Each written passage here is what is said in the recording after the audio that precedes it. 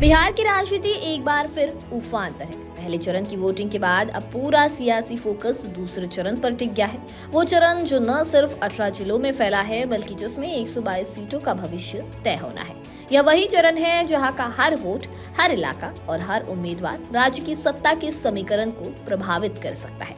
11 नवंबर को होने वाले इस दूसरे चरण के मतदान में कुल 1302 उम्मीदवार मैदान में हैं और मतदाता यह तय करेंगे कि बिहार की राजनीति किस दिशा में आगे बढ़ेगी। हालांकि अगर इतिहास के पन्नों में झांके तो साल 2020 में दूसरे चरण की इन्हीं 122 सीटों के नतीजे देख हर किसी के होश उड़ गए थे। तो आखिर 2020 के दूसरे फेज में किसने बाजी मारी और बिहार की सियासत में क्यों खास है ये 122 सीटें, जानेंगे इस वीडियो के जरिए। बिहार विधानसभा चुनाव के पहले चरण की वोटिंग के बाद अब सभी की निगाहें दूसरे चरण पर टिकी है।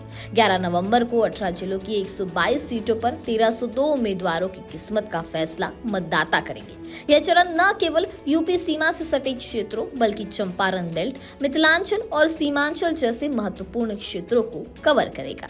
जहां पहले चरण में नीतीश कुमार और जीतन राम मांझी की साख दांव पर थी, वहीं दूसरे चरण में बीजेपी की असली परीक्षा होगी।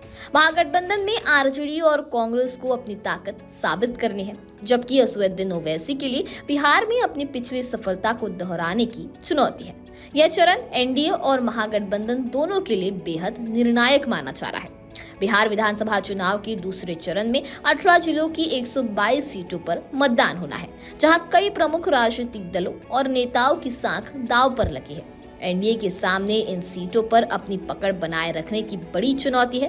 खासकर बीजेपी के लिए यह असल इम्तिहान माना जा रहा है। वहीं महागठबंधन को अपनी सत्ता में वापसी के लिए इन सीटों पर पूरी ताकत लगानी होगी, जिसमें आरजेडी के साथ साथ कांग्रेस को भी अपनी प्रासंगिकता साबित करनी है।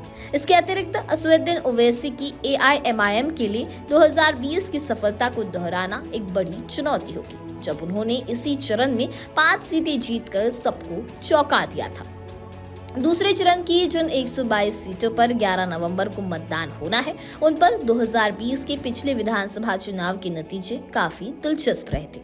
इन सीटों पर महागठबंधन ने अपनी दमदार उपस्थिति दर्ज कराई थी और कुल 66 सीटें जीतने में सफल रहा था। इसके विपरीत एनडीए को 50 सीटों पर जीत मिली थी, जो दर्शाता है कि यह क्षेत्र महागठबंधन के लिए अपेक्षाकृत मजबूत रहा है। इसके अलावा असदुद्दीन ओवैसी की पार्टी एआईएमआईएम ने 5 सीटें जीतकर सबको हैरान कर दिया था, जबकि बसपा को 1 सीट पर जीत मिली थी। बता दें कि बिहार विधानसभा चुनाव के दूसरे चरण में जिन 18 जिलों की 122 सीटों पर मतदान होगा, वो राज्य के विभिन्न भौगोलिक और राजनीतिक रूप से महत्वपूर्ण क्षेत्रों को कवर करेगा। इन जिलों में गयाजी, कैमूर, रोहतास, औरंगाबाद, अरवल, जहानाबाद, नवादा, भागलपुर, बांका, जमुई, सीतामढ़ी, शिवहर, मधुबनी, सुपौल, पूर्णिया, अररिया, कटिहार, किशनगंज, पूर्वी चंपारण और पश्चिमी चंपारण विधानसभा सीटें शामिल हैं। ये सीटें यूपी की सीमा से सटे इलाकों से लेकर मिथिलांचल और सीमांचल तक फैली हुई है, जिससे यह चरण अत्यंत महत्वपूर्ण हो जाता है। वहीं बिहार विधानसभा चुनाव के दूसरे चरण में जिन सीटों पर मतदान होना है, उनमें मिथिलांचल और चंपारण क्षेत्र एनडीए के लिए पारंपरिक रूप से गढ़ माने जाते हैं।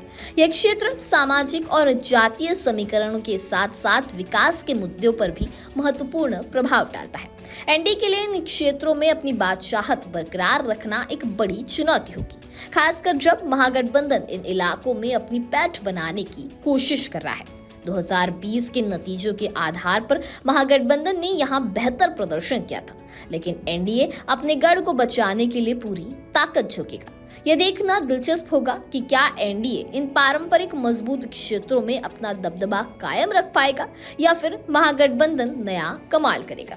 अब इस बारे में आपकी क्या राय है, हमें कमेंट सेक्शन में जरूर बताइए। वीडियो पसंद आया होगा तो इसे लाइक और शेयर करना ना भूलें और ऐसे ही तमाम अपडेट से जुड़े रहने के लिए बने रहे नव भारत लाइव के साथ।